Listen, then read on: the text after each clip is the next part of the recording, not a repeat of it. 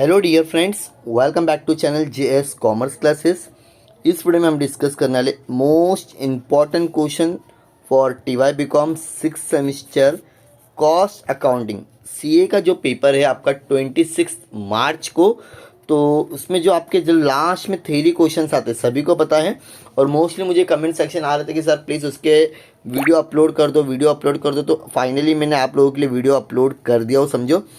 तो ये जो वीडियो, ये जो शॉर्ट नोट है, मोस्टली देखो, अगर आपने एफए का पेपर दिए रहेंगे, अगर आपने मेरे वीडियो देखे रहेंगे, तो जो भी मैंने बताया था कि लास्ट 3 साल के क्वेश्चन पेपर में से पढ़ के जाओ, मोस्टली उसमें से ही आपको क्या होता है, शॉर्ट नोट पूछा जाता है, या तो फिर आपके ब्रीफ क्वेश्चन पूछा जाता है।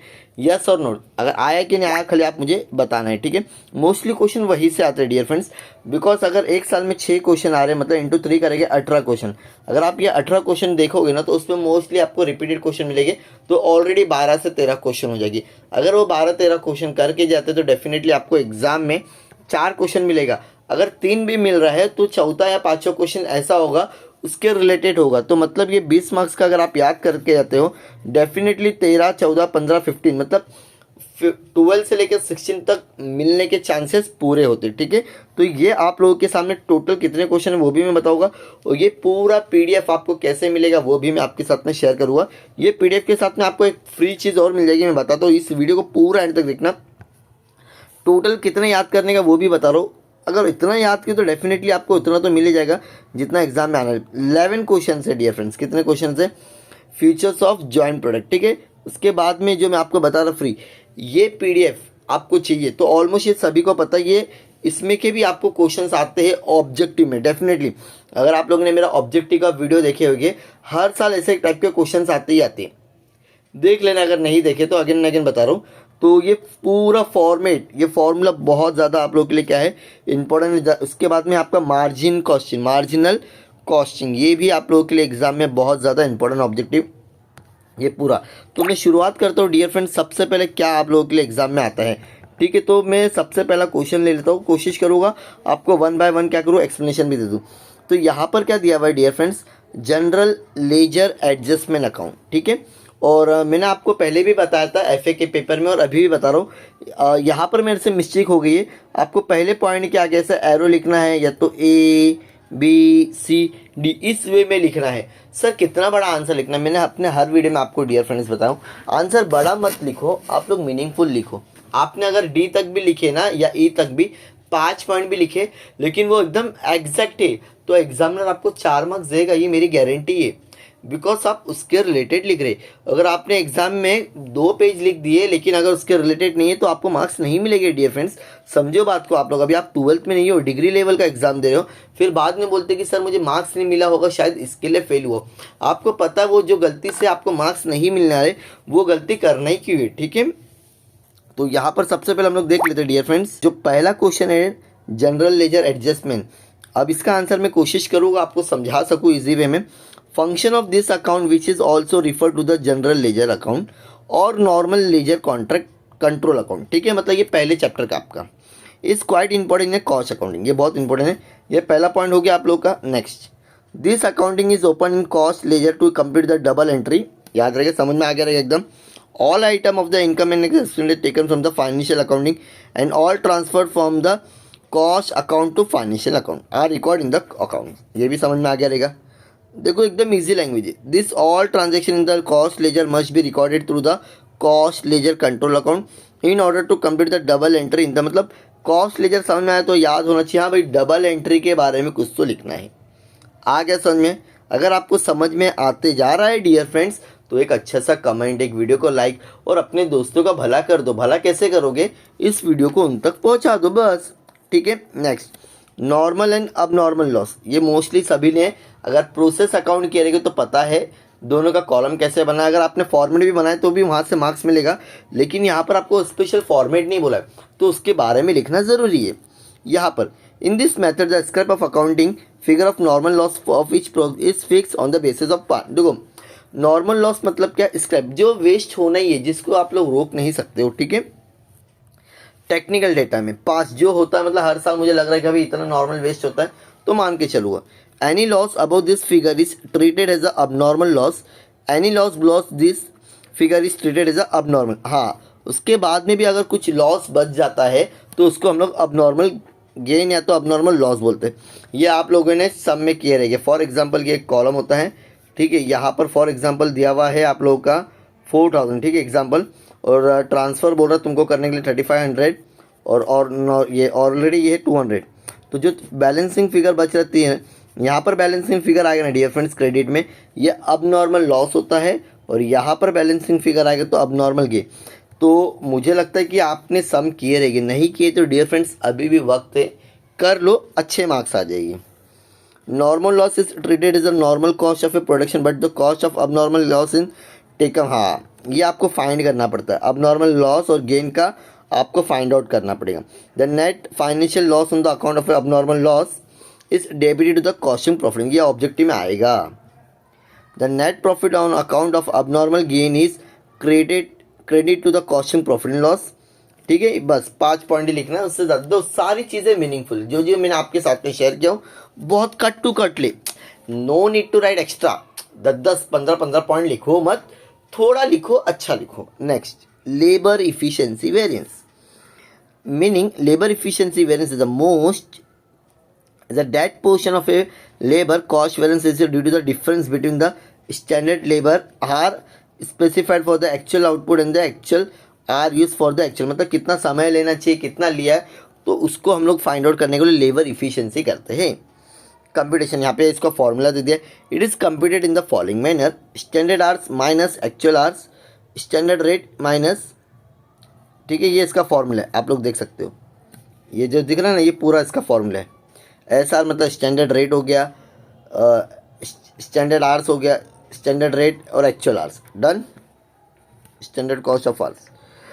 Interpretation, labour rate variance is said to be the favourable when the actual rate is lower, अगर आपका एक्चुअल रेट क्या रहता है, labour standard rate, then the adverse, तो ये उल्टा, जैसे अगर तुम्हारा कम में आ रहा है तो एडवर्स मतलब लॉस होता है, और फेवरेबल मतलब आपका प्लस रहेगा, ठीक है। 3 क्वेश्चन हो गए, एकदम कट टू कट लाइन, और हो सके डियर फ्रेंड्स आप लोग भी लिख कर ले लो, ये PDF से मत पढ़ो, लिखोगे ना ज़्यादा फायदा रहेगा।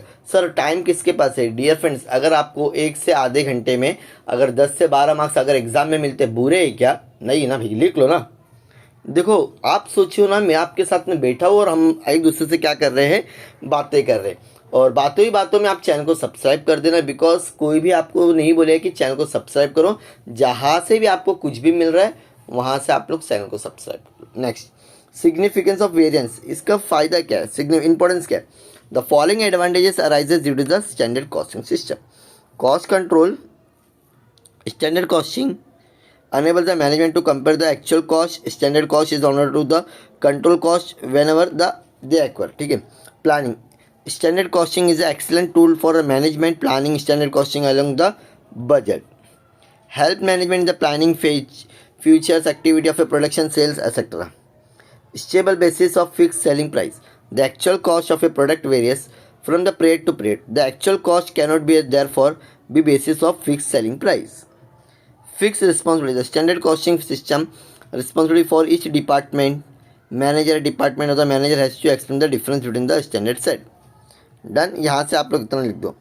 अब हम लोग नेक्स्ट क्वेश्चन की तरफ जाते हैं, marginal costing. The basic drawback of the absorption costing is not ignore the distinction between the fix cost and the variable cost, the technique of the margin costing is an other than entirely based on the distinction, मतलब अलग अलग between the facts, मतलब दो margin का मतलब addition, ये addition कब होता है, फिक्स और वेरिएबल के बीच में होता है।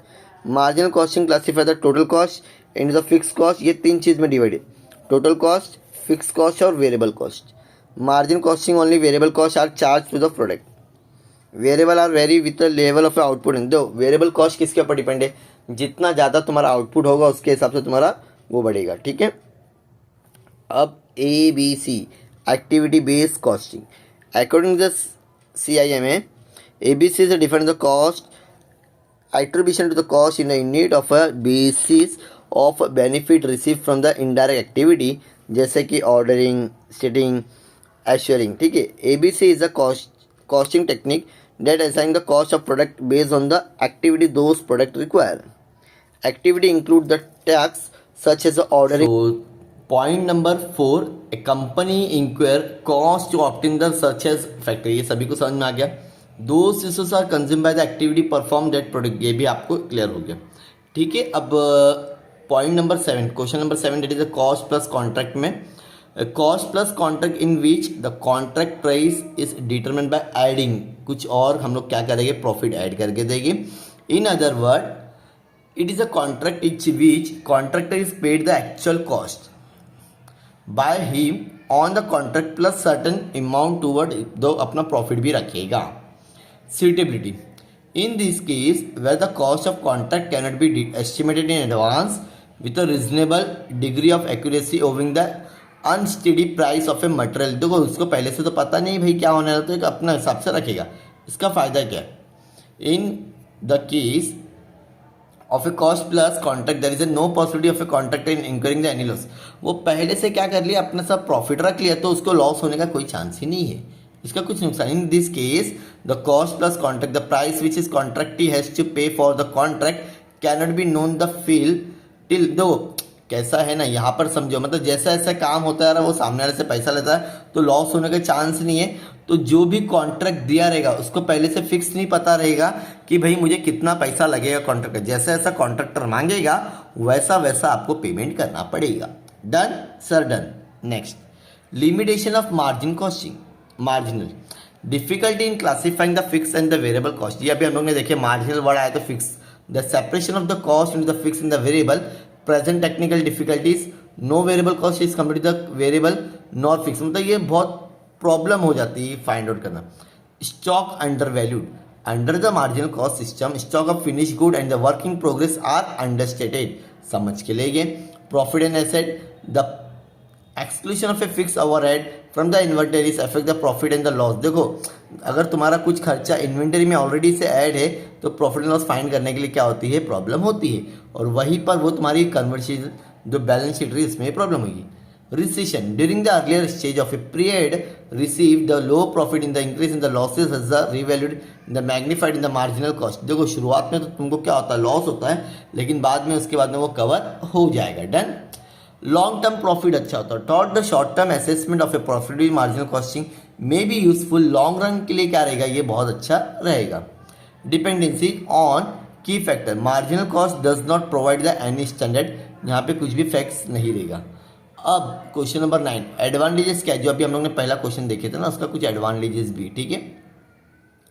Summary, with the growth of any business it is possible to keep the track all transaction cost control account will summarize the detailed information contained the subsidiary record, subsidiary records book तो आपको सभी को पता होगी, हर एक का जो भी खर्चा होता है उसके अलग बुक बनता है, तो यहाँ पे इन लोग क्या करते हैं उस पर नजर रखेंगे। Costing profit and loss, it facilitate the prompt preparation of costing profit and loss account and helps the management to know the result of a operation. Internal check, a system of internal check exists through the use of various control account, this helps in detecting errors and maintaining the accuracy. Confidential भी रहता है, when the cost account are separately maintained this is possible to maintain the confidentially cost data जो company करती है। Cost evaluation, accounting information can be made more relevant to the user need in the interlocking system, the most common use of this facility in the valuation of stock। अब ये तो सभी को बहुत अच्छे से आना चाहिए अगर आपको प्रोसेस अकाउंट आता है तो। In this method the scrap accounting figure of a normal loss for each process is fix on the basis of past expense, ये सभी को पता है, ये ऑलरेडी हम लोग ने पढ़े। Any losses about this figure is treated as abnormal, ये भी तो सेम ही आंसर लिखा है। Normal loss is treated and the normal cost of a production, but cost of abnormal loss is gain taken out of the process account. The net financial loss on the account of abnormal loss or gain is taken from the process account से लिया जाता है, मतलब वो दिया नहीं रहेगा question में, वो आपको फाइंड आउट करना पड़ेगा। The net profit our account of a abnormal gain is credit to the costing profit and loss, ठीक है। अब joint product introduction, according to the CA cost accounting standard 1, when the product processes such a from set of same input to or more distinguishedly different product are products together. Joint product, CIMA terminology defines a joint product as two or more products separately in the course of a processing, each having a suffering a whose sellable value of a merit recognition or maintain the product, ठीक है। ये वही same था question, कुछ अलग नहीं है। Joint अब फीचर्स देख रहे हैं हम लोग, इसका क्या देख रहे हैं, joint product are the most almost equal to the importance, no single one terms can be treated as the main product, the portion of such production can be change, they are the product simultaneously from the some materials, they are the product simultaneously in the same process after the split of, ये देखो ये पूरा technical word है, ये आपको क्या करना है, याद करना है, ठीक है। अब इसके बाद में यही पीडीएफ में आपको सारे फॉर्मूलेस मिल जाएंगे। अब जो भी स्टूडेंट्स को ये फॉर्मूलास पूरा चाहिए, आपको जस्ट चैनल को साथ में जुड़ना है। आपको ना मेरे चैनल पे ना एक शॉर्ट वीडियो देखोगे तो उसमें आपको लिंक मिल जाएगी, या तो इस वीडियो की डिस्क्रिप्शन में आपको लिंक मिलेगी, वहाँ से आप ऐड होके इस पूरे पीडीएफ की आप लोग क्या कर सकते हो, जो भी डिस्क्रिप्शन में लिंक है वहाँ से आप लोग को मिल जाएगा। और पहला सबसे पहला ये याद करो, अगर एक्स्ट्रा और भी कुछ याद करना है तो कर सकते हो, लेकिन पहला ये याद करो, अगर ये याद हो जाता और लिखो। सर अगर समय होता तो आपका वीडियो क्यों देखता, देखो आपको लिखना पड़ेगा डियर फ्रेंड्स, बिना लिखे काम चलने वाला नहीं है। आगे रहना क्या बोल रहा हूँ, लिखोगे तो ही आप एग्जाम में कुछ अच्छे से मार्क्स ला पाओगे। ऐसे और भी वीडियोस के लिए प्लीज़ चैनल को सब्सक्राइब करो, और अभी तक आपने अपने दोस्तों के साथ में शेयर नहीं किया तो शेयर कर दो, ताकि उन तक भी थोड़ी सी ये हेल्प हो सके। Thank you so much, bye bye.